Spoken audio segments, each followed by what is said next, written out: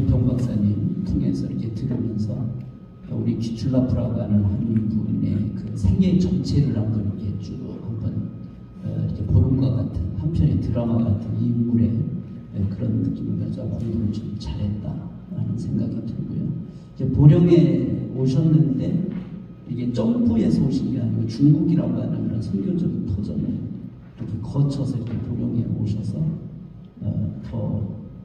이분이 저도 이제 궁금한 점이 있어요. 이제 우리 이제 논찬을 좀 듣고 이제 플로어에서 좀 질문을 좀 해주시기 바라는데 아무튼 감사드리고요. 우리 논찬을 진행하도록 하겠습니다. 우리 최태성 박사님부터 먼저 해주시죠. 예, 안녕하세요. 루터교단의 최태성입니다. 먼저 이 귀출라프에 대한 이제 루터교단에서도 목사님들이 생각이 갈립니다. 제가 귀출라프 처음 관심 가졌던 거는 이제 청년 때부터 관심을 가졌고 목사가 돼서도 이제 늘 관심을 가졌는데 한쪽에서는 그러는 겁니다. 이 귀출라프가 제국주의 앞잡이 역할 같은 것들을 했는데 과연 이 귀출라프 선교사를 루터교단에서 기려가지고 연구할 필요성이 있는가? 여기서부터 이제 문제가 좀 계속 되어왔는데 저는 귀출라프를 연구할수록 이분은 선교 열정으로 가득한 사람이다. 그 다음에 선교사라는 정체성을 가지고 있는 사람이다. 이 두 가지를 확실하게 잡았어요. 이분은 그런 분이 아니다. 그리고 나서 이제 저도 연구를 쭉 했는데 마침 이번에 이제 권평 박사님의 교회사 교수님이 이렇게 이제 나름대로 귀출라프의 삶과 중국 선교를 이렇게 정리해 주시면서 참 잘 정리를 하셨다. 언젠가는 루터교단도 이거를 짚고 넘어가야 이 귀출라프 사역이 앞으로 더 확장될 수 있을 것이다 라고 생각을 해서 논찬을 했는데 그래서 하다 보니까 제가 좀 많이 했습니다. 생각보다 그래서 많이 했는데 제가 간단하게 보면서 제가 보겠습니다. 먼저 오늘날 19세기 중국 선교사들에 대한 평가가 다양하다라는 것입니다. 특별히 이제 중국 3자교회 교회사 학자들이 이제 서술한 책들이 나왔는데 좋은 책이 한 2권 정도 이렇게 나와 있습니다. 그래서 책의 중심은 기조가 초기 중국 선교사들과 기독교가 서구 제국주의에 이용되었다라는 것을 누구나가 다 그렇게 이야기를 합니다. 그런데 제가 이제 좀 살펴봤습니다. 1949년 중화인민공화국 창건과 함께 서구 기독교의 단절 주장했고 그 다음에 중국교회의 자치자양, 자전을 주장하는 3자교회의 역사의식이 깊게 반영된 거 아닌가라는 이제 생각을 했습니다. 그리고 이제 한동대 교수인 유대영 교수 역시 이제 자다인 웨스튼 이제 통역으로 고용돼서 밀수에 가담했고 이런 이야기들을 좀 했습니다. 그래서 제가 그 제시한 사료들이 과연 어떤 상황과 상황에서 썼는지를 좀 심도 있게 살펴보아야 할 필요성이 있다라고 본 겁니다. 이게 누가 썼냐라는 거죠. 어떤 생각을 가지고 어떤 시대에. 그래서 이제 중국에서는 이미 1920년대 이후 서구 제국주의와의 관계 청산이 이 사회와 교회의 화두였고 중국이 공산화된 이후에는 특별히 문화혁명을 거치면서 국가 공인교회였던 3자교회까지도 엄청난 박해가 있었습니다. 이때 많은 기독교 서적과 자료들이 다 불태워졌고요. 그 다음에 기독교인들 서로가 이제 고발하는 공소운동도 있었고요. 그 다음에 이 사람들이 이 홍위병이라 그러죠. 홍위병에 들어가서 그냥 기독교인 같으면 들어가서 집을 막 뒤지는 겁니다. 뒤져서 이상한 자료가 있거나 무슨 선교사에 대해서 긍정적인 평가를 한다거나 이러면 이제 그걸 다 뺏고 불태우고 거기 있던 사람들을 핍박하고 이거는 개인만 있었던 게 아니라 도서관도 마찬가지였다는 거예요. 그래서 귀출라프 자료가 사실은 제대로 남아있지 않다라는 게 제 생각입니다. 그래서 정상적으로 선교사들에 대한 평가를 한 자료들이 거기에 있지 않았고 그분의 그 3자교회 역할을 하는 그 신학교들이 대부분 3자교회에 속했는데 그분들 교회사들이 연구한 내용들은 조금 편향적이다. 이제 그런 생각을 제가 이제 하게 된 겁니다. 그래서 이제 기독교는 인민의 아편이라고 하는 사상을 이제 주입받았고요. 거의 모든 선교사들을 이제 제국주의 앞잡이로 몰아갔고 선교사들의 행적에 대한 좋은 자료보다는 악의적인 자료들이 많이 남아있다라는 것이죠.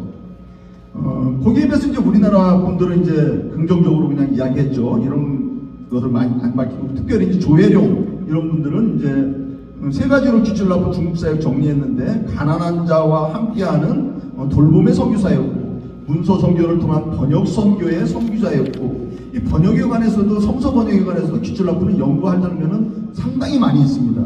또 토착과 선교의 선교사였다라는 거죠. 중국 3자 교회의 주요 모토 중 하나인 자립과 토착화에 대해 백석대 진수미 교수는 자립교회를 세우는 일은 중국 선교 초기부터 선교사들의 목표였고 귀출라프가 중국인과 같은 목장하고 능통한 중국어로 전도함으로 일찍이 토착 선교를 실행했다라고 이제 주장도 합니다. 그래서 귀출라프의 중국 선교를 바라보는 관점에 따라서 부정적이고 또 긍정적인 평가가 이제 공존합니다.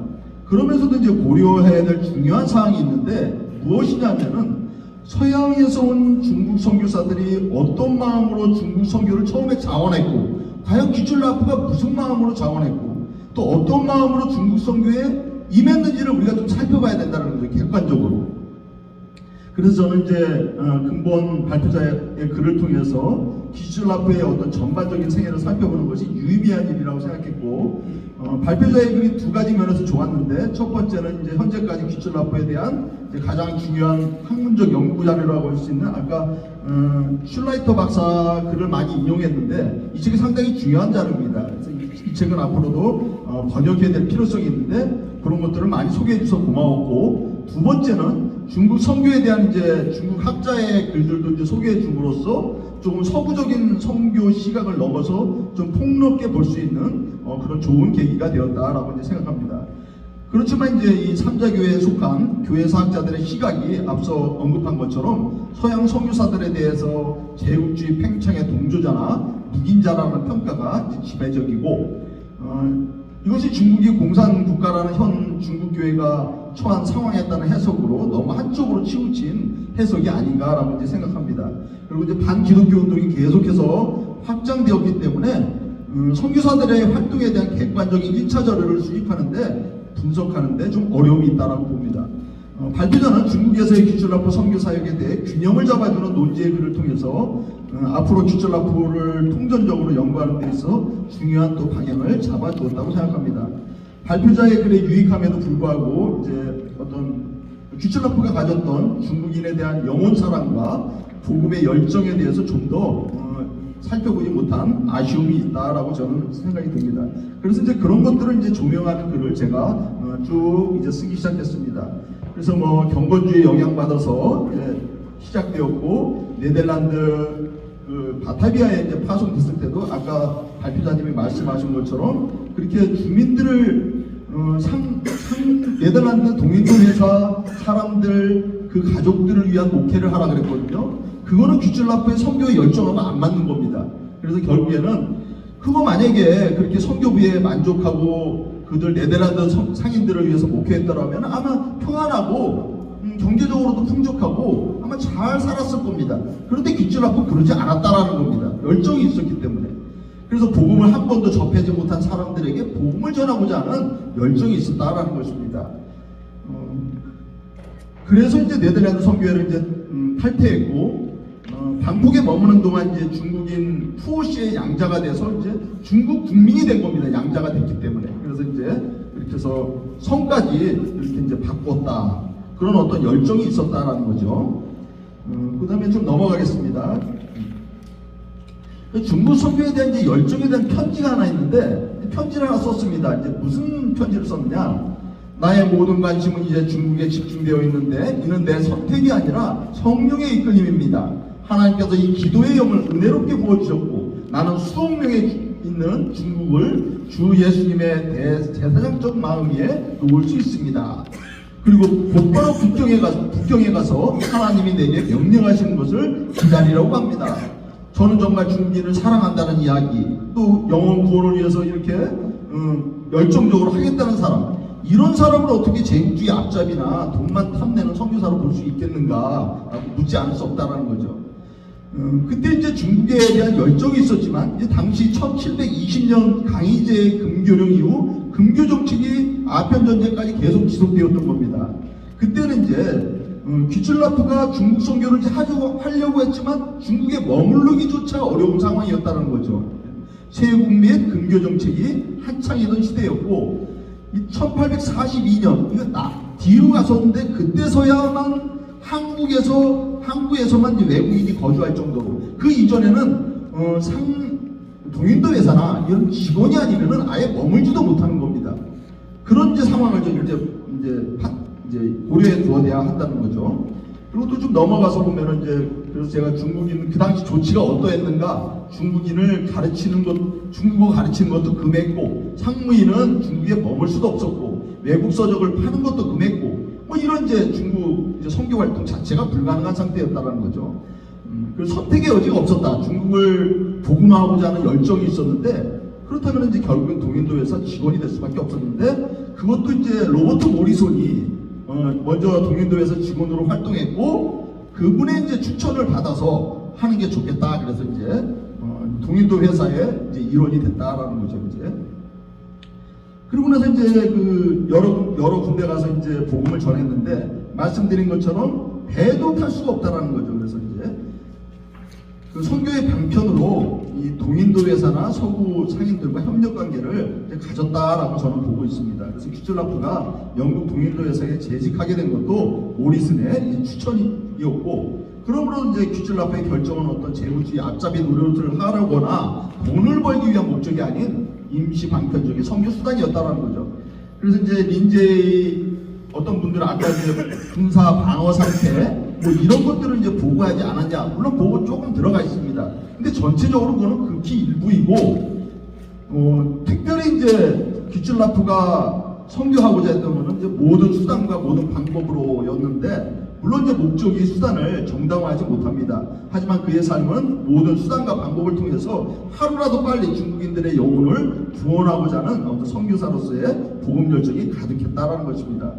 그리고 이제 번역관으로도 근무했고요. 근무하면서 그분의 태도를 보면은 오전 10시까지 성경 읽기와 기도, 중국인들을 위한 성경 공부, 오전 10시에서 오후 4시까지 영국 대사관 근무, 오후 4시에서 7시까지 두세 명의 중국 보조자와 함께 가까운 마을이나 공장, 순회 선교를 했음을 알 수 있다라는 거죠. 그 주일에도 이제 집회를 세 번의 중국어 설교, 2번의 일본어 설교를 할 정도로 아주 열정적이었다라는 거죠. 이제 많은 영혼을 구원하고자 노력했다라는 것입니다. 그리고 이제 홍콩에서 행정관으로 있을 때도 매일 기도와 성경 공부 모임 가지면서 이제 북한에 만들어서 중국 본토에까지 성경을 배포하고 가르치는 일들을 했다라는 것입니다.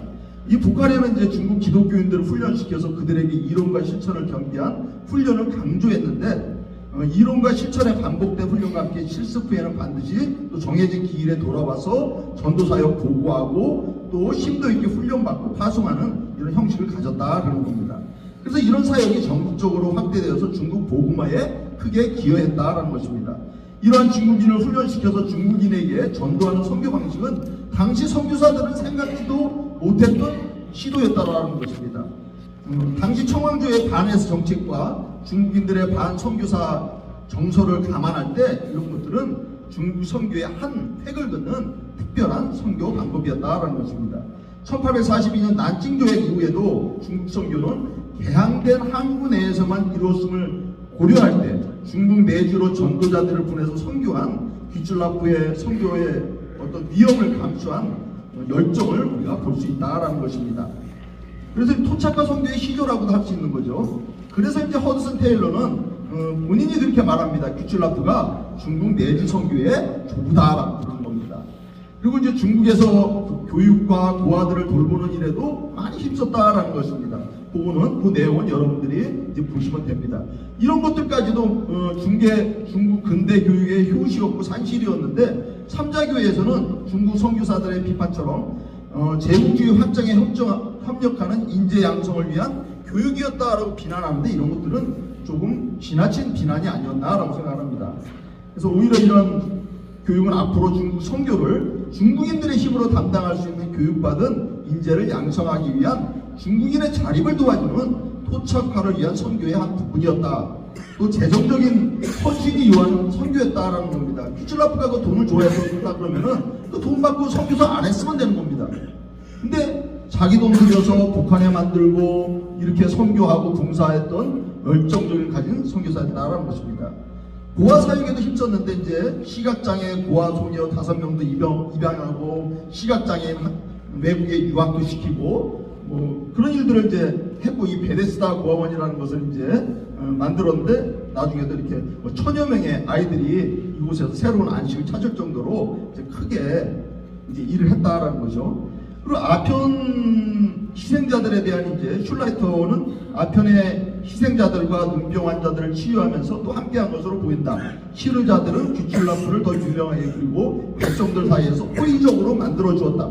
이렇게 호의적인 글들이 있었음에도 불구하고 중국 내에서는 다 없어졌다라는 거죠. 규출라프는 이 난징 조약 이거는 중국인들의 엄청난 트라우마입니다.